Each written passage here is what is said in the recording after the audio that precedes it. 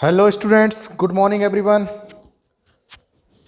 So today class 8th science chapter 4 metal and non-metal. Chapter 4 के बारे में हमें बात करनी है जिसका नाम है मटेरियल्स और मटेरियल्स के अंदर हम पढ़ेंगे मेटल्स एंड नॉन मेटल्स के बारे में। तो चलिए जरा स्टार्ट करते हैं बेसिक इंट्रोडक्शन कि आखिर ये मटेरियल्स मेटल नॉन मेटल्स ये सभी होते क्या हैं। तो सबसे पहला नाम आता है हमारा चैप्टर में क्या बच्चों, मटेरियल्स। मटेरियल तो आप किस चीज को मटेरियल बोलते हो? कोई भी सब्सटेंस आपके जो चारों ओर है ना, एनी सब्सटेंस जो आपके चारों ओर है वो क्या है, वो एक मटेरियल ही तो है। जैसे मेरे पास ये मार्कर है तो इट इज अ मटेरियल, ये बोर्ड है ये भी एक मटेरियल है ना, ये डस्टर तो ये भी एक मटेरियल है। तो ये सभी क्या हैं बच्चों, ये आपके चारों ओर जो है वो सभी मटेरियल्स तो हैं, तो सभी सब्सटेंस मटेरियल्स होते हैं। अब मटेरियल्स को हमने दो चीज़ों में क्लासीफाई किया है जिसके अंदर हमें पढ़ना है। तो मटेरियल्स को हमने दो चीज़ों में क्लासीफाई किया है जो कि हमारा चैप्टर का नाम है। एक है मेटल और दूसरा है non metal. Metal and non metal यानी कि हमारे चारों ओर जितनी भी चीज़ें हैं है ना, all substances around us, हमारे चारों ओर जितनी भी चीजें हैं, जितनी भी सब्सटेंसेस हैं, उनको हम दो भागों में क्लासीफाई करेंगे, एक मेटल दूसरा नॉन मेटल। तो मेटल और नॉन मेटल में सभी सब्सटेंसेस को बांटना है। तो आइए शुरू करते हैं इस बहुत ही प्यारे से चैप्टर को जिसका नाम है मेटल एंड नॉन मेटल, और जिसके अंदर हम सभी सब्सटेंसेस को यहाँ पर क्लासीफाई करने वाले हैं। तो आपको ये तो पता लग गया कि चारों ओर जो चीजें हैं वो मटेरियल हैं, और मटेरियल के दो प्रकार होते हैं, एक होता है मेटल और दूसरा होता है नॉन मेटल। अब किस चीज को मेटल बोलें और किस चीज को नॉन मेटल बोलें ये कैसे पता लगेगा? तो सबसे पहले हम बात करेंगे इनकी फिजिकल प्रॉपर्टी की। हम ऊपर से देखकर कुछ प्रॉपर्टीज को देखकर हम बता सकते हैं ये मेटल है या नॉन मेटल है। तो मेटल्स की जो फिजिकल प्रॉपर्टी होती है बच्चों वो होती है कि सबसे पहले ये सॉलिड होते हैं। ये क्या होते हैं? सॉलिड होते हैं, हार्ड सॉलिड वो भी है ना, हार्ड रिजिड सॉलिड होते हैं, हार्ड रिजिड सॉलिड होते हैं। देखो आप सभी जानते हो सॉलिड, सॉलिड ठोस, हार्ड मजबूत, रिजिड कठोर, सभी का मतलब एक ही है लगभग। तो सॉलिड हार्ड रिजिड ये क्या है? ये मेटल्स होते हैं। आपने एग्जांपल सुना होगा आयरन। आयरन क्या होता है? लोहा, लोहे को हम बोलते हैं ना आयरन। तो iron is a rigid solid. जब उसको आयरन क्या होता है? बहुत सॉलिड होता है भाई। जब आयरन तुमको पड़ता है तो सॉलिड लगता है कि नहीं लगता? तो बिल्कुल सॉलिड होता है। तो आयरन इज अ सॉलिड। और सॉलिड कौन होते हैं? सॉलिड मेटल्स होते हैं। सॉलिड कौन होते हैं? सॉलिड मेटल्स होते हैं। क्या सभी मेटल सॉलिड होते हैं? क्या सभी मेटल रिजिड होते हैं? तो नहीं, ऐसा कोई कंसेप्ट मत बनाना, क्योंकि यहां ऐसे मेटल्स भी हैं जो सॉफ्ट होते हैं, और इतने सॉफ्ट होते हैं बेटा कि पनीर की तरह तुम उसको चाकू से काट सकते हो। तो देखो ज्यादातर जो होते हैं वो सॉलिड होते हैं। तो आयरन सॉलिड होता है, आपका एल्यूमिनियम सॉलिड होता है, ये सब मेटल्स हैं। इनके आप यूटेंसिल्स घर पर यूज करते हो एल्यूमिनियम वगैरह के। कॉपर की वायरिंग आप यूज करते हो कहां पर? इलेक्ट्रिसिटी में। तो ये सब मेटल्स हैं जो कि अच्छे खासे सॉलिड और रिजिड होते हैं। क्या एक ही प्रॉपर्टी है? नहीं, ये तो पहली प्रॉपर्टी मैंने शुरू की है। दूसरी, मेटल्स जो होते हैं बच्चों वो मेलिएबल होते हैं। What do you mean by malleable? Malleable देखो, मेलिएबल का मतलब है बच्चों कि वो सब्सटेंसेस जिनको आप क्या करो, जिन पर आप हैमरिंग कर हैमरिंग करके आप उनको थिन शीट्स में, किसमें? थिन शीट्स में बदल सकते हो, वो सभी मेलिएबल, या उस प्रॉपर्टी को हम मेलिएबिलिटी बोलते हैं। तो ऐसे सब्सटेंसेस जिनके ऊपर आप हैमर चलाते हो यानी कि हथौड़ा मारते हो और उनको पतली पतली शीट्स में बदल सकते हो, उन सभी को हम बोलते हैं मेलिएबल सब्सटेंसेस, या इस प्रॉपर्टी को हम बोलते हैं मेलिएबिलिटी। मेलिएबिलिटी क्या होती है कि सभी सब्सटेंसेस को हैमरिंग करके थिन शीट्स में बदल देने वाली प्रॉपर्टी को मेलिएबिलिटी बोलते हैं। और ये प्रॉपर्टीज होती है मेटल्स के अंदर, जैसे कि एल्यूमिनियम। तो एल्यूमिनियम के आपने क्या देखा है? एल्यूमिनियम की बच्चों आपने फॉइल देखी है। जब आप फूड को एक फॉइल में पैक करते हो जिससे कि वो गर्म रहे वो कौन सी फॉइल होती है? एल्यूमिनियम फॉइल तो होती है भाई। या आप अगर घर पे नहीं करते हो तो जब आप बाहर से खाना लेके आते हो तो आप देखते हो कि वो एक फॉइल में पैक करके देते हैं और वो फॉइल बिल्कुल पतली होती है, तो वो एल्यूमिनियम की फॉइल होती है। आप बोलोगे सर एल्यूमिनियम तो सॉलिड होता है, लेकिन बच्चों ये सॉलिड भी होता है क्योंकि इसकी प्रॉपर्टी, और ये मेलेबल भी होता है क्योंकि ये मेटल है। तो मेलेबल क्या है कि वो सभी आपके मटेरियल्स या सब्सटेंसेस जिनको आप हथौड़ा मार मार के थिन शीट्स में बदल सकते हो, बिल्कुल पतली पतली चादरें बना सकते हो, उनको हम बोलते हैं मेलिएबिलिटी। तो एल्यूमिनियम के अंदर वो प्रॉपर्टी है। और किसके अंदर प्रॉपर्टी है वो?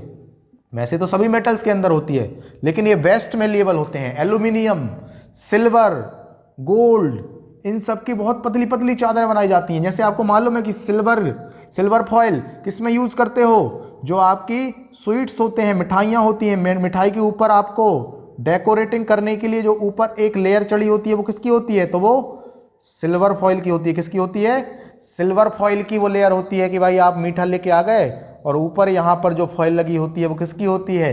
वो सिल्वर फॉइल होती है, जो डेकोरेटिंग करने के लिए, चमकदार बनाने के लिए बनाया जाता है। तो उसको ही सिल्वर लगा के देगा क्या तुमको मीठे में? नहीं, वो सिल्वर की फॉइल है, बिल्कुल पतली सी, क्योंकि इस सिल्वर को इतना ज़्यादा थिन शीट्स में बदल दिया गया है कि वो बिल्कुल बिल्कुल बारीक सा, इतने से सिल्वर से बहुत सारी फॉइल्स बना दी जाती हैं और जो बाद में डेकोरेटिंग करने के लिए यूज हो जाती हैं। तो आपको एक आइडिया, बेसिक आइडिया आ रहा होगा कि मेटल्स क्या होते हैं। मेटल्स मेलिएबल होते हैं। मेटल्स यानी कि वो सब्सटेंस जो मेलिएबल होते हैं उन सभी को आप मेटल्स बोल सकते हो, है ना। तो इससे आपको आइडिया आ रहा होगा। लेकिन मेरा यहां पर आपको कोई उद्देश्य नहीं है ऐसे मेटल्स और नॉन मेटल्स को पढ़ाने का। मैं आपको पढ़ाऊंगा बच्चों मेटल्स नॉन मेटल्स इन दोनों के डिफरेंस की वजह, डिफरेंस से, है ना। मेटल्स और नॉन मेटल्स को मैं प्रॉपर्टीज से नहीं, किससे समझाऊंगा आपको? डिफरेंस से समझाता हूं। तो सबसे मैं डिफरेंस पहले बताऊंगा किसके बारे में? फिजिकल प्रॉपर्टीज के बारे में।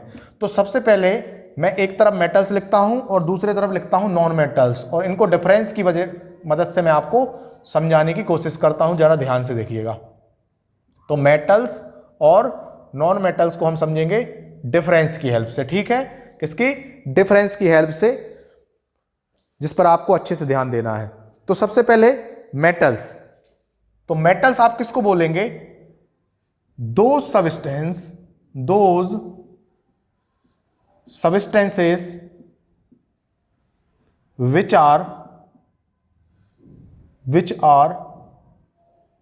solid in nature, कि जो कि सॉलिड हो इन नेचर में, उन सभी को आप क्या बोलेंगे बच्चों? मेटल्स बोलेंगे। एग्जाम्पल, तो एग्जाम्पल भी लिखिए। एग्जाम्पल आयरन से सॉलिड भी होता है क्या कुछ? आयरन। और क्या एग्जाम्पल? कॉपर और एल्यूमिनियम। तो ये सभी किसके एग्जाम्पल हैं? ये सभी सॉलिड सब्सटेंसेस मेटल के एग्जाम्पल हैं। चलिए नॉन मेटल्स पर देखते हैं। तो नॉन मेटल्स में पहला पार्ट, तो अगर ये सॉलिड हैं तो ये कुछ अलग प्रकार के होंगे। तो दोज substances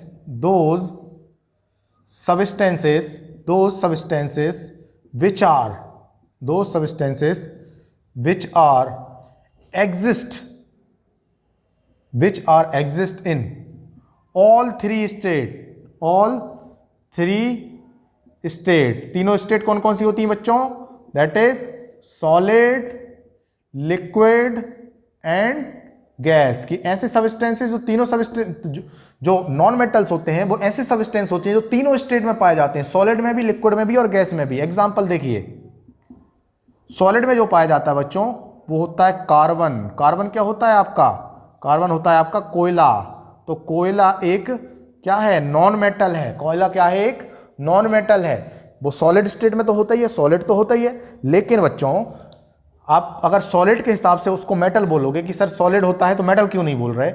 सॉलिड में एक और प्रॉपर्टी थी कि मेटल जो होते थे सॉलिड, वो मेलिएबल होते थे। जब उनको हथौड़ा से मारा जाता था तो उनकी थिन शीट्स बन जाती थी। अब कोयले को तुम हथौड़े से मारोगे तो उसकी तो क्या बन जाएगी? ऐश में बदल जाएगा, राख बन जाएगी। तो ये मेटल नहीं हुआ, ये क्या है? नॉन मेटल है, क्योंकि इसकी थिन शीट्स नहीं बन सकती। सॉलिड जरूर है लेकिन उतना हार्ड सॉलिड, उतना रिजिड सॉलिड नहीं है। सॉफ्ट सॉलिड जैसा है कि दबाओगे तो, दबाने से तो नहीं, लेकिन कुछ चीज मारोगे तो उसकी क्या हो जाती है? उसकी ऐश में बदल जाता है, राख में बदल जाता है। और अच्छा, ये तो सॉलिड का एग्जांपल हो गया। लिक्विड में कौन सा होता है? तो लिक्विड में बच्चों ब्रोमीन। ब्रोमीन एक सब्सटेंस है, एक एलिमेंट है जो कि लिक्विड में होता है। और गैस में कौन सा होता है? तो गैस आपकी बहुत सारी हैं, क्लोरीन है ना, क्लोरीन वगैरह, ऑक्सीजन वगैरह, ये सभी आपके नॉन मेटल्स हैं और गैसेस के फॉर्म में पाए जाते हैं। क्लोरीन, फ्लोरीन, ये सभी क्या है, ये नॉन मेटल्स हैं और गैस के फॉर्म में जब पाए जाते हैं। तो जो नॉन मेटल्स हैं वो आपके हर एक स्टेट में मिल सकते हैं, लेकिन मेटल्स आपको ज़्यादातर जनरली बोल रहा हूं मैं, ज़्यादातर, ऐसे तो इसमें भी दूसरी स्टेट मिलेंगी आपको, लेकिन ज़्यादातर जो मिलेंगे वो सॉलिड में मिलेंगे। अब यहां पर मैं आपको एक एक्सेप्शन लिखवा देता हूं। अब आप पूछेंगे कि सर एक्सेप्शन क्या होता है, तो बच्चों एक्सेप्शन हम उसको बोलते हैं जो जनरल रूल को फॉलो ना करे। जैसे कि मैंने आपको बोला कि भाई मेरे स्कूल के बच्चे 12 बजे से पहले स्कूल में आ जाते हैं।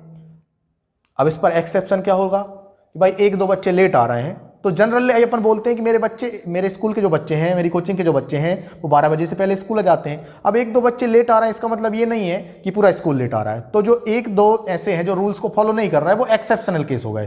तो वैसे ही सारे के सारे मेटल्स सॉलिड हैं। अब 1-2 ऐसे भी होते हैं जो सॉलिड नहीं होते, जैसे कि मैंने अभी आपको बताया था कि कुछ मेटल्स बहुत सॉफ्ट होते हैं नेचर में, जिनको आप पनीर की तरह चाकू से काट सकते हो। तो कौन कौन से होते हैं बच्चों, तो वो होते हैं आपके सोडियम और पोटेशियम। कौन कौन से, सोडियम और पोटेशियम। ऐसे 2 मेटल हैं, ऐसे मेटल हैं जो कि आपके सॉफ्ट होते हैं, जो कि आपके सॉफ्ट होते हैं, और इनको आप बाय द नाइफ इनको आप कट कर सकते हो, नाइफ से इनको कट कर सकते हो पनीर की तरह, इतने सॉफ्ट होते हैं। तो जनरली आपको याद कर रखना है कि मेटल जो होते हैं जनरली वो सॉलिड नेचर के होते हैं, नॉन मेटल्स तीनों स्टेट में होते हैं। मेटल्स जनरली सॉलिड होते हैं, जैसे कि एग्जांपल ये लिखे हुए हैं, लेकिन कुछ मेटल्स सॉफ्ट भी होते हैं। कौन कौन से, सोडियम, पोटेशियम, इतने सॉफ्ट होते हैं कि नाइफ की मदद से कट किए जा सकते हैं। और नॉन मेटल्स के एग्जाम्पल भी अपन ने यहाँ पर देखे, कार्बन, ब्रोमीन, क्लोरीन वगैरह, ये सब क्या है बच्चों, ये नॉन मेटल्स हैं जो कि अलग अलग स्टेट में पाए जाते हैं। ये सॉलिड स्टेट में है, ये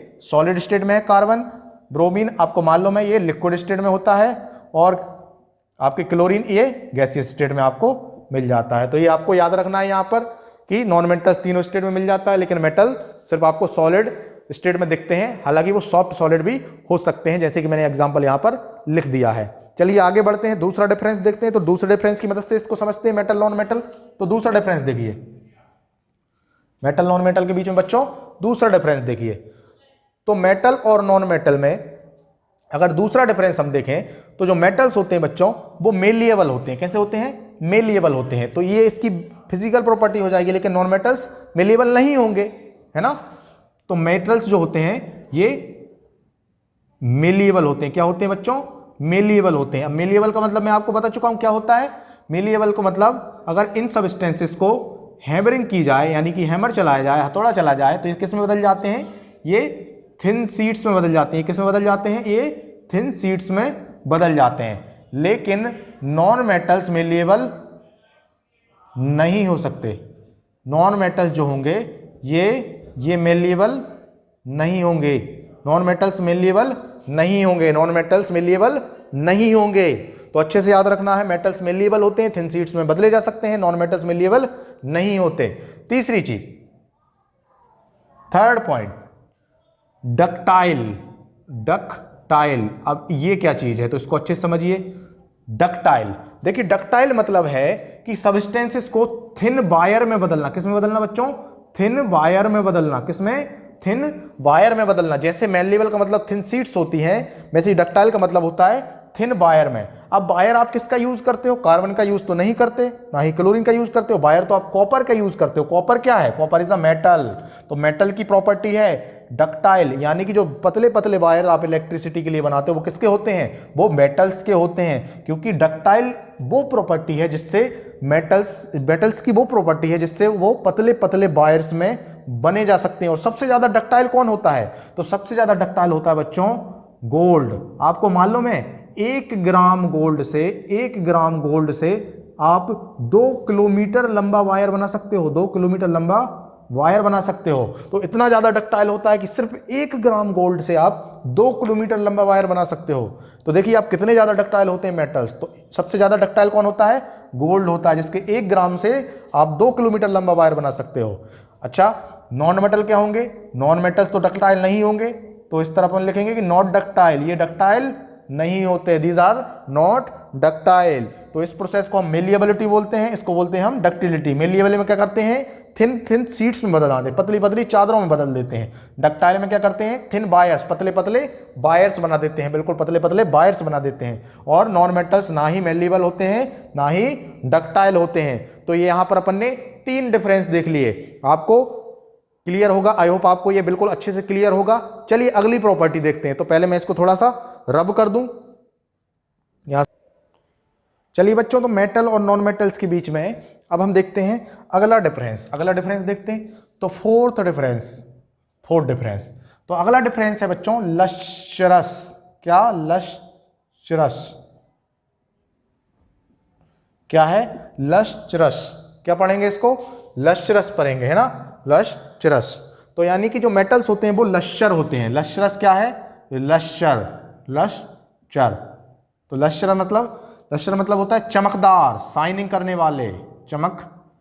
अब थोड़ा सा हिंदी में गड़बड़ कर दूं तो माइंड मत करिएगा। चमकदार यानी कि जो मेटल्स की जो सरफेस होती है बच्चों, मेटल्स की जो सरफेस होती है ये बिल्कुल शाइनिंग वाली होती है। मेटल्स की जो सरफेस होती है बिल्कुल शाइनिंग वाली होती है। इस प्रॉपर्टी को हम बोलते हैं लश्चरर, लश्चर या लश्चरस। जैसे मेलीबल प्रॉपर्टी होती है थिन शीट्स की, डक्टाइल होती है थिन बायर्स की, वैसी लश्चर प्रॉपर्टी होती है उनकी सरफेस शाइनिंग की। कि सरफेस जिसकी शाइनिंग करती है वो प्रॉपर्टी क्या बोलेंगे? लश्चर बोलेंगे। और ये किस में होती है? ये मेटल्स में होती है ना। जैसे आपने देखा है कि जब कभी आयरन नया होता है, अगर आयरन लोहा आपका कहीं पर कट रहा होता है तो आप देखोगे लोहे की रॉड कटेगी तो अंदर से जो मटेरियल निकलेगा वो बहुत ज़्यादा शाइनिंग वाला होगा, बहुत ज़्यादा शाइनिंग वाला होगा। अच्छा, समय के साथ शाइनिंग कहाँ चली जाती है? तो बच्चों आपने पढ़ा होगा रस्टिंग। ऊपर एक ऐसी लेयर आ जाती है जो उसको खराब करने लगती है मटेरियल को, जिसकी वजह से उनकी शाइनिंग कम हो जाती है या खत्म हो जाती है बिल्कुल। तो जो मेटल्स होती हैं उनकी सरफेस कैसी होती है? उनकी सरफेस शाइनिंग होती है। इस प्रॉपर्टी को अपन क्या बोलते हैं? लश्चर बोलते हैं। लेकिन नॉन मेटल में ये जो लश्चर की प्रॉपर्टी होती है ये बिल्कुल नहीं होती। जो लश्चर की प्रॉपर्टी होती है नॉन मेटल में नहीं होती। क्या कोयला चमकता है? अरे बिल्कुल नहीं चमकता बच्चों। लेकिन नॉन मेटल में जो कोयला होता है, कार्बन, जो हमारा कार्बन होता है उसी का एक फॉर्म होता है बच्चों, क्या? डायमंड। क्या होता है? डायमंड।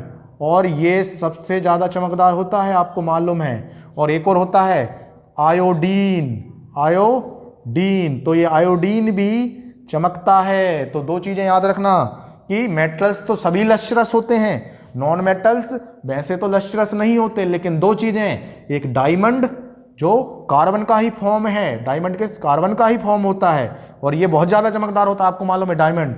और आयोडीन ये भी नॉन मेटल है लेकिन बहुत चमकता है भाई, ये भी, इसका सरफेस भी बहुत शाइनिंग वाला होता है। तो इसको भी अच्छे से याद रखिएगा कि ये एक्सेप्शन है। वैसे तो नॉन मेटल लश्चरस नहीं होते लेकिन ये इनके एक्सेप्शन है कि 1-2 एग्जाम्पल ऐसे हैं जो चमकदार होते हैं।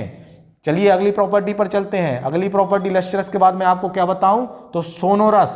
कौन सी प्रॉपर्टी बच्चों? सोनोरस। अब सोनोरस कौन सी प्रॉपर्टी होती है? तो सोनोरस मतलब होता है जब एक मेटल दूसरे मेटल से आकर कोलाइड करता है तो वो साउंड क्रिएट करता है। जैसे ये मेरे पास मेटल है और ये मेटल है, जब मैं मेटल को मेटल में मारता हूं, जैसे आप घंटी सुन रहे होंगे, ये यहाँ पर ये जो बेल बज रही है इसको सुन रहे होंगे, तो बेल में क्या कर रहे हो आप? एक हथेड़े को लेकर उस लोहे की रॉड में मार रहे हो, लोहे की प्लेट में मार रहे हो, तो मेटल से मेटल टकरा रहा है, आयरन से आयरन टकरा रहा है। तो इसी को बोलते हैं सोनोरस, कि जब मेटल की सरफेस टकराती है तो वो साउंड क्रिएट करती है, वो साउंड क्रिएट करती है। आपके लिए मैंने घंटी भी बजवा दी टाइम पर, तो साउंड क्रिएट करती है और इसी प्रॉपर्टी को हम बोलते हैं सोनोरस। इसी प्रॉपर्टी को हम बोलते हैं सोनोरस।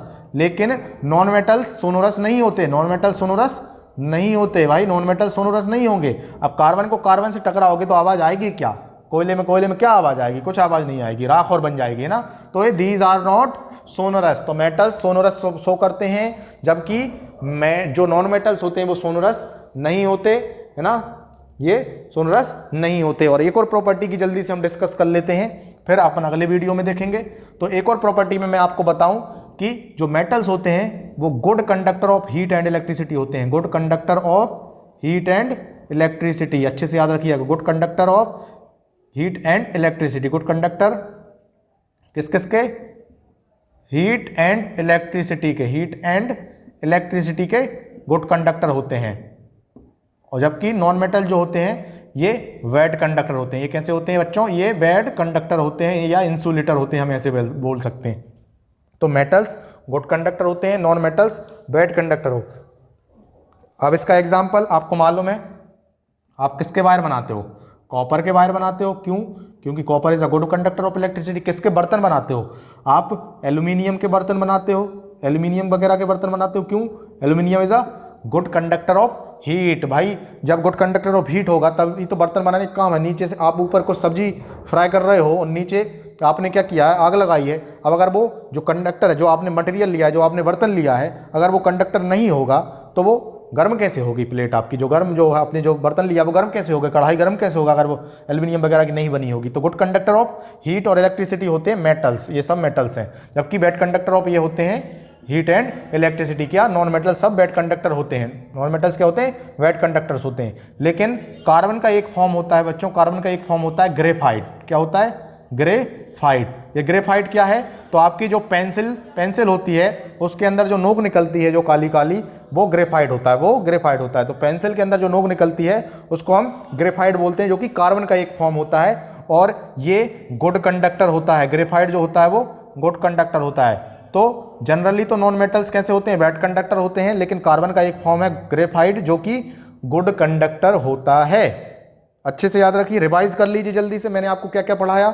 मैंने आपको मेटल नॉन मेटल से इस चैप्टर को समझाने की कोशिश कर रहा हूं, जिसमें मैंने आपको बताया है कि मेटल्स जो होते हैं वो सॉलिड होते हैं, नॉन मेटल्स सॉलिड नहीं होते, बल्कि सॉलिड, लिक्विड, गैस तीनों स्टेट में मिल सकते हैं।